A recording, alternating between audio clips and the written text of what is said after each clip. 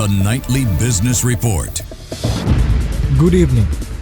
Tonight, Deputy Minister Dr. Harshana Surya Peruma explained in Parliament that the kind and engine capacity of a vehicle and not its worth decide its tax.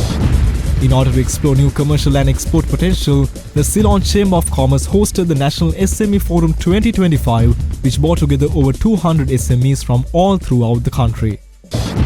The All Share Price Index increased by 19.66 points to 16,355.91 or 0.12% as the Colombo Stock Exchange ended the day with slight gains.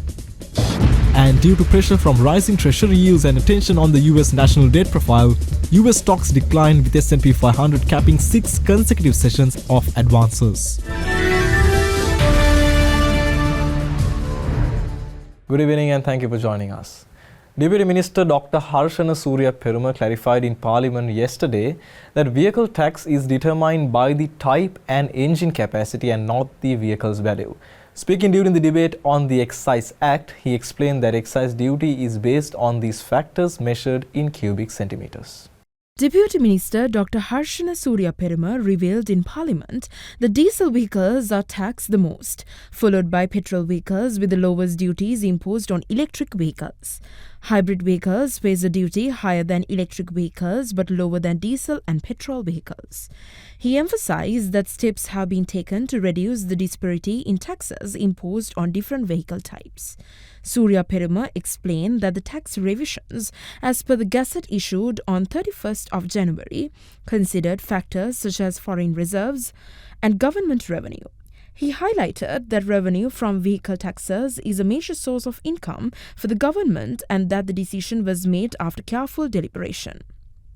The Deputy Minister also noted that the government has successfully met targets for foreign reserves, imports and revenue generation. Funds generated from vehicle taxes will be allocated to development projects aimed at stimulating the economy.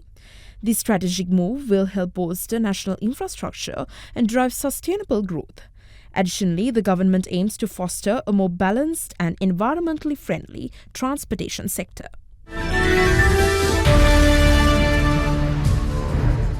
The Department of Labour has officially resumed services related to the Employees Provident Fund following a brief suspension. Labour officers island-wide began accepting EPF benefit applications from noon today. The resumption comes after the completion of urgent and essential maintenance work on the EPF computer data system.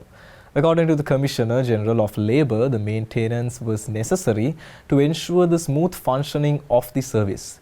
Previously, the department had announced a temporary suspension of EPF-related services, which was expected to last until the 23rd of May. However, with the maintenance work completed ahead of schedule, services are now back in operation. The department assures the public that all pending applications will be processed without delays. Employees are encouraged to submit their forms during regular office hours. The National SME Forum 2025, organized by the Ceylon Chamber of Commerce, brought together over 200 SMEs from across the country alongside key stakeholders to explore new business and export opportunities. The event offered SMEs valuable connections, support and growth prospects. The National SME Forum 2025, organized under the theme Scale Up, addressed key challenges faced by SMEs, including access to finance, digital tools, policy reforms and the role of AI. A special session focused on export opportunities, allowing SMEs to engage with trade representatives from India, the UK, the EU and the UAE.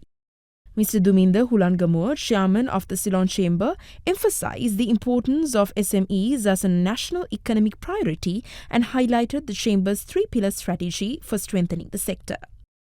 Honorable Vasantha Samarasinghe, Minister of Trade, Commerce, Food Security and Cooperative Development, reiterated the government's commitment to supporting SMEs as the backbone of the economy.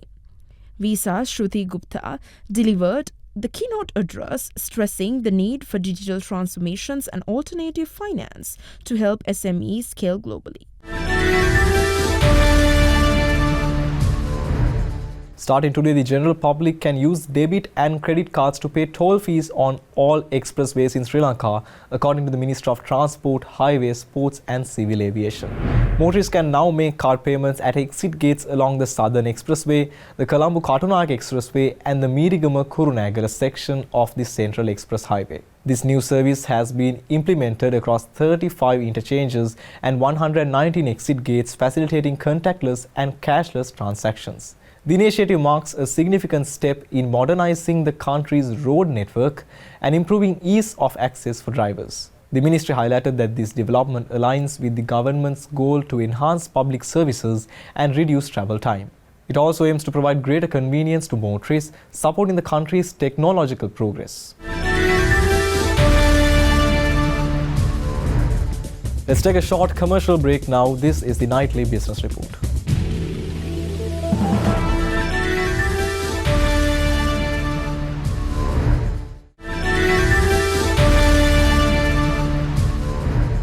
Welcome back to the Nightly Business Report.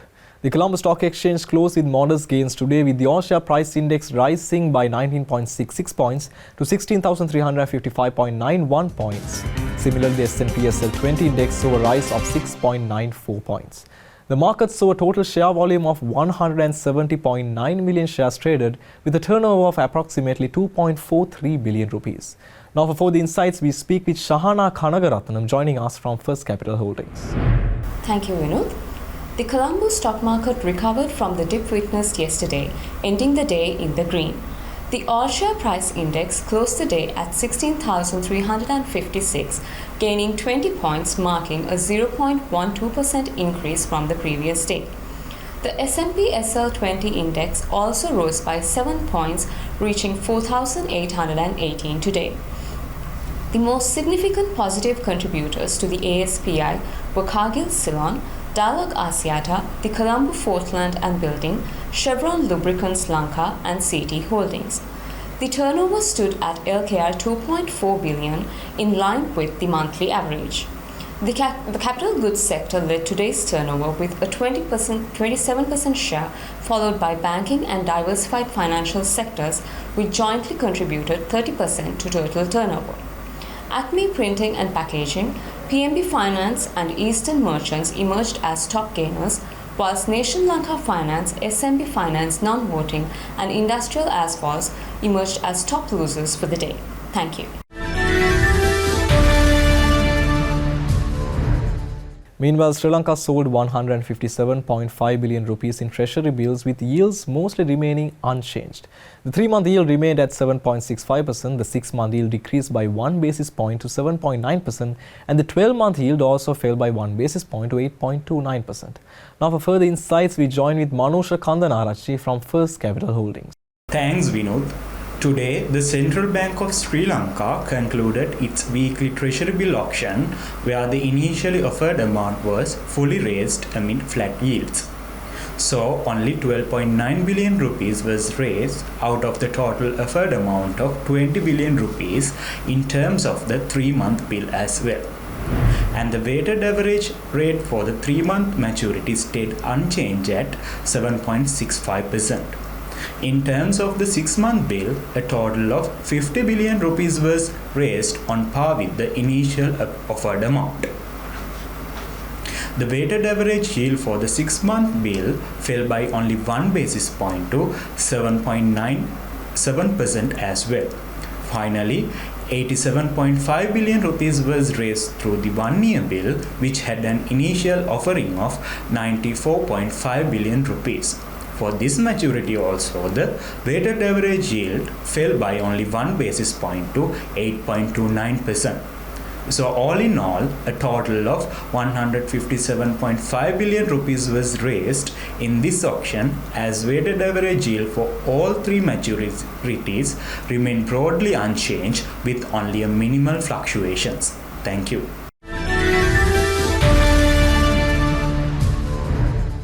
Gold prices rose in Asian trade today, fueled by heightened safe haven demand following reports that Israel may target Iran's nuclear sites.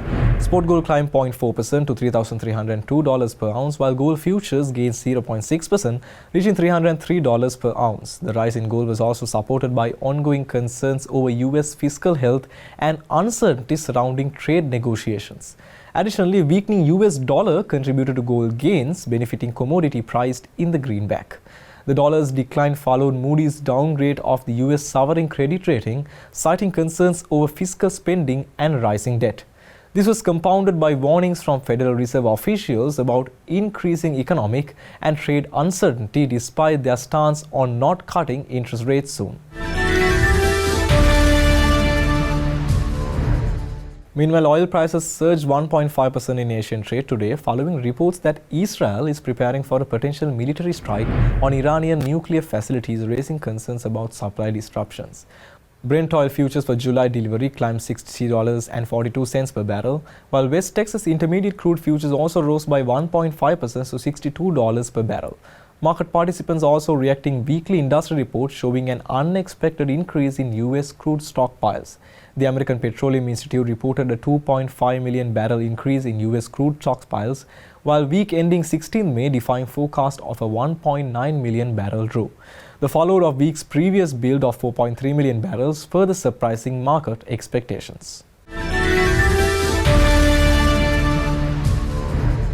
The Sri Lankan rupee has further depreciated against the US dollar today, with both buying and selling rates rising, according to the Central Bank of Sri Lanka. The rupee has also weakened against a range of foreign currencies, including the Gulf currencies. Let's take a closer look at its performance against key global currencies now.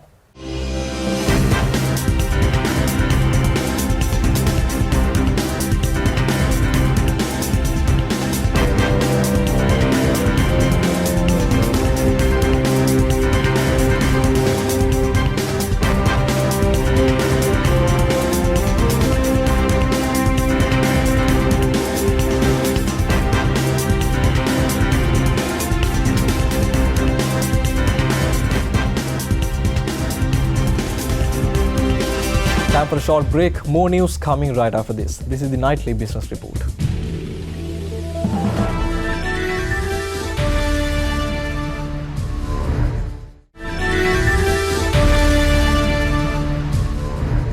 Welcome back. On International Tea Day, Emirates and Dilma Tea celebrate their 33-year partnership by offering complimentary luxury leaf artisan teas to customers on all flights. This marks the milestone of serving over 33 million cups of tea annually. Passengers on flights longer than 2.5 hours will receive a special edition gift box featuring Dilma's top teas, including the Emirates signature tea, Moroccan mint and green tea, and the Ceylon tea with strawberry. Emirate lounges worldwide will also feature Dilma tea cocktails and mocktails paired with sweet treats like coconut vanilla cake and lemon cake. First and business class passengers can enjoy these exclusive tea-infused beverages and desserts in the lounges today. Additionally, from the 15th to the 31st of May, Emirates cabin crew will offer Dilma tea pairing tips for the afternoon tea service on flights from Dubai to the United Kingdom. ESOF announced its plans to enhance Sri Lanka's higher education landscape, aiming to position the island as a hub for future-ready professionals. The institution is focused on preventing brain drain by addressing the lack of opportunities in the country with a 10-year transformative plan to retain intellectual capital. Every year, nearly 29,000 Sri Lankan students go abroad for higher education, and ESOF's initiative is designed to make global education more accessible to all. At ESOF's 25th anniversary celebration, the institution unveiled ESOF Uni and signed a Memorandum of Understanding with SchoolNet India to promote skill development and vocational training. ESU will operate as a dedicated higher education arm separate from ESOF's vocational training division, ensuring a focus on quality and global relevance. IBM has announced a collaboration with Pan Asia Bank to modernize the bank's digital infrastructure and improve its banking services in the country. This transformation aims to meet growing demands for personalized, secure and real-time banking experiences. Pan Asia upgraded its infrastructure with advanced servers, AI-powered observability and scalable data storage to enhance cloud readiness and application performance. Working with South Asian technologies, IBM deployed AI and hybrid cloud solutions, including IBM Power 10 servers and IBM Instant for real-time monitoring. As a result, the bank has seen a 40% increase in application performance and a 50% faster deployment of new services. This modernization positions Pan Asia Bank to better serve Sri Lankan customers and drive digital innovation in the banking sector. Sparsilon, the world's largest luxury Ayurveda chain, recently won the Best New Personal Care Product Award at the Natural and Organic Beauty Innovations Awards 2025 in the United Kingdom, continuing its streak of global recognition. Sparsilon won the Best New Personal Care Product Award for its Forest Vita Soothing and Calming Balm at the Natural and Organic Beauty Innovations Awards 2025, held at the UK's Natural and Organic Products Expo. The prestigious awards celebrate innovation, sustainability and excellence in the natural and organic beauty industry. Sparsilon's award-winning product was among 4 finalist entries, showcasing the brand's commitment to clean beauty and modern wellness solutions. At the event, Sparsilon also unveiled 2 new product lines, Sea Weather and Forest Weather, which blend Ayurveda with advanced international technologies. The Sea Weather range incorporates marine therapy, harnessing the healing properties of ocean air, while Forest Weather uses forest therapy technology mimicking the healing properties of phytoncides and trees. Co-founder Charlene Balasurya expressed pride in the brand's innovation, emphasizing the integration of ancient Ayurvedic knowledge with modern consumer needs. Sparsilon's success underscores its unique position in the global wellness market, driven by the synergy of tradition and technology. H&B announced a strategic partnership with United Motors Lanka plc to enhance leasing facilities for Mitsubishi and Fuso vehicles. The partnership, officially signed at H&B Towers, aims to offer attractive financial solutions for both individual and business customers. H&B Senior Vice President Kanchana Karunagama expressed excitement about the collaboration, highlighting its focus on providing dependable vehicle solutions for personal and commercial use. The partnership will streamline vehicle leasing process, offering competitive advantage packages and faster processing through H&B's extensive branch network. Both institutions will work together to make high-quality vehicles more accessible and affordable for customers. This collaboration is expected to boost mobility and support Sri Lanka's retail and SME segments by providing reliable, globally trusted vehicles with greater financial ease. We are going in for a short break. Global updates coming right after this. Stay tuned.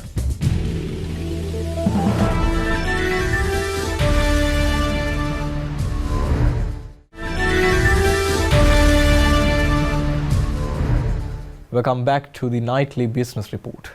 Asian stocks remain largely in tight range today, with Japanese shares retreating following soft trade data highlighting the impact of United States trade tariffs. Japan's Nikkei 225 index fell 0.3%, while Topix index remained flat after reporting an unexpected trade deficit for April. The deficit was driven by decline in export growth, while importers showed resilience following significant spring wage hikes. Meanwhile, Australia's ASX 200 index rose 0.8% to reach a 3-month high, supported by gains in energy and gold stocks. The ASX benefited from surging oil and bullion prices, spurred by news of Israel planning to attack Iran's nuclear facilities. Australian markets were also buoyed by a 25 basis point interest rate cut from the Reserve Bank, signalling softer inflation and economic growth. US stocks fell, with the S&P 500 ending 6 straight sessions of gains under pressure from rising treasury yields, with the US sovereign debt profile in focus. U.S. stocks closed lower on Tuesday, with the Dow dropping about 0.25% and the S&P 500 and NASDAQ each shedding more than 0.33%. The S&P snapped 6 straight sessions of gains. The Dow fell after a 3-session win streak, and the NASDAQ slipped after climbing for the previous 2 sessions. Stocks on the move Tuesday included Home Depot, which edged lower, reversing early gains after the home improvement retailer reported first-quarter sales that beat Wall Street estimates. Shares of Tesla rose slightly after CEO Elon Musk said he was still committed to being CEO in 5 years. But every other Magnificent Seven stock fell, including Apple, Amazon, and NVIDIA, with the AI chip leader set to report quarterly earnings next week. Honda Motors said that it was scaling back its investment in electric vehicles given slowing demand, and would be focusing on capturing growing demand for hybrids with new models. Honda announced a change in electric vehicle strategy on Tuesday. The Japanese auto giant said it was scaling back investment in EVs due to slowing demand. The automaker will instead focus on capturing growing demand for hybrids with new models. He further said Honda has lowered its planned investment in electrification and software through the 2030 business year to $48.4 billion. That's well down from the near $70 billion previously planned for. Honda further plans to launch 13 next-generation hybrid models globally in the 4 years from 2027. It also aims to develop a hybrid system for large-size models that it plans to launch in the second half of the decade. Well, that wraps up today's nightly business report.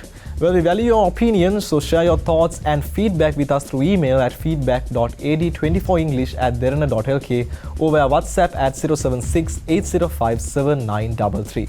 Well, we will see you again tomorrow with the latest updates in the Business Loop. Until then, I'm Vinutwanu Surya. Thank you for watching. Have a good night.